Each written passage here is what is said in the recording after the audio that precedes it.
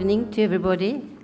The award for the Infosys Award 2014 for Humanities is awarded to Shamnad Basheer, founder and managing trustee, Increasing Diversity by Increasing Access, and founder Spicy IP India, for his outstanding contributions to a broad range of legal issues and legal education. He has been doing this with remarkable fair-mindedness in assessing of opposing positions taken on quintessentially controversial areas, such as intellectual property laws. To say a little bit more about Shamnad is very important because he is an unusual legal person. He has preferred to go into legal studies and research rather than continue as an intellectual property lawyer and make maybe plenty of money.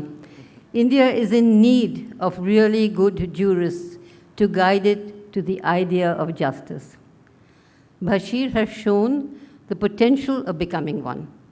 He is innovative and has undertaken comparative analysis of global jurisprudence in a balanced manner, especially in the field of patent law. He has also undertaken pioneering work in fostering access to premier legal education to underprivileged communities through his IDIA project.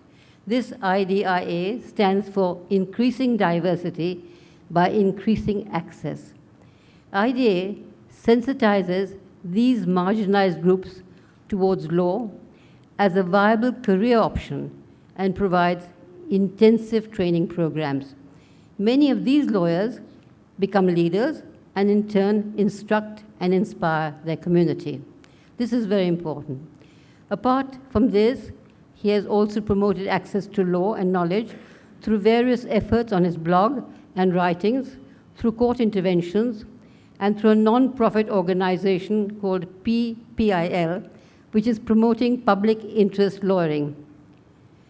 Basheer's multifaceted impact on legal thinking and legal learning and legal education and practice in India has been a powerful and enriching influence that deserves admiration and acclaim. We are happy that the award is being given in Kolkata, as it has a special place in his heart, since a major part of his work has been done during his association with the National University of Juridical Sciences, Kolkata. We congratulate him and wish him the very best. Please join me in welcoming on stage the winner of the Infosys Prize in Humanities, Professor Shamnad Basheer. I request Mr. Narayanamurthy to join the presentation.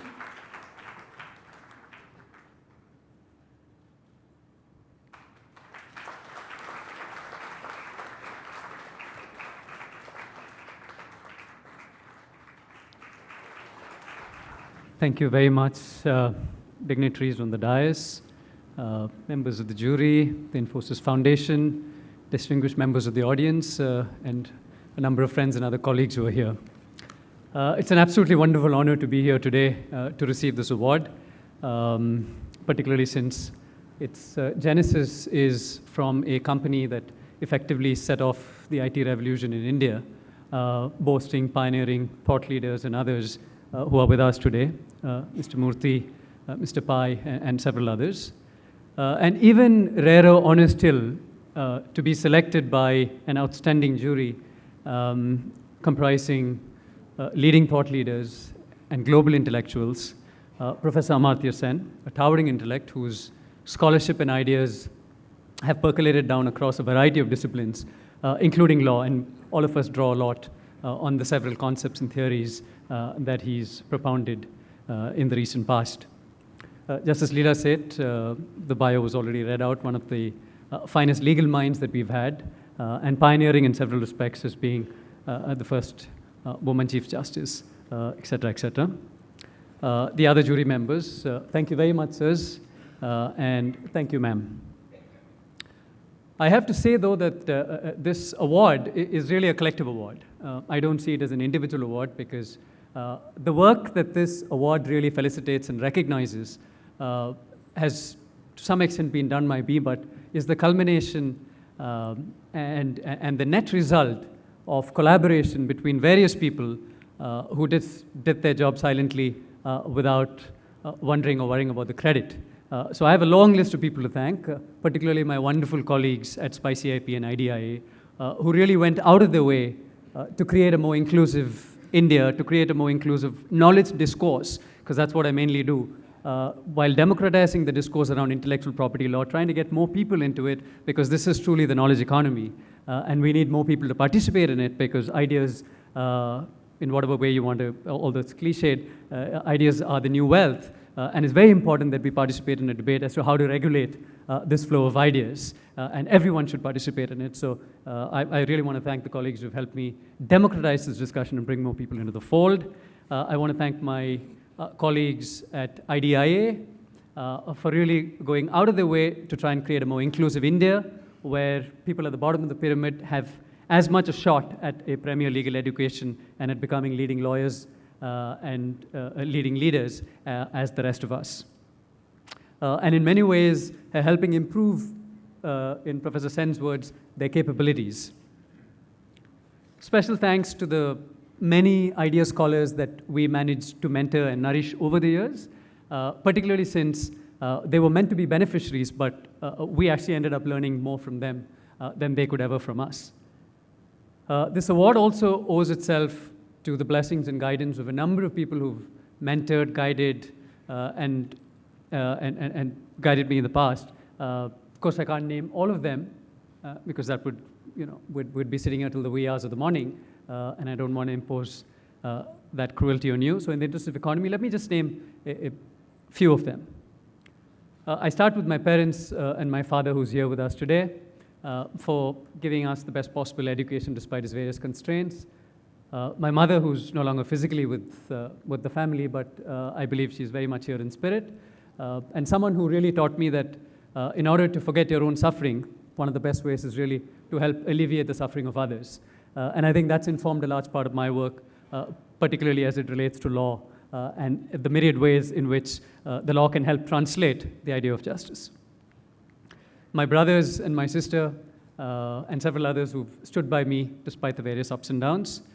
And two very special people, Justice Ramapal, one of the finest judges that India has again seen, a judge at the Supreme Court of India, and Professor M.P. Singh, one of the finest constitutional law scholars and a very noted, reputed institution builder, two key people because of whom I returned to India and actually began my academic foray here, and who helped me sort of channel my way through the amazing rigmarole and the maze that is Indian academia.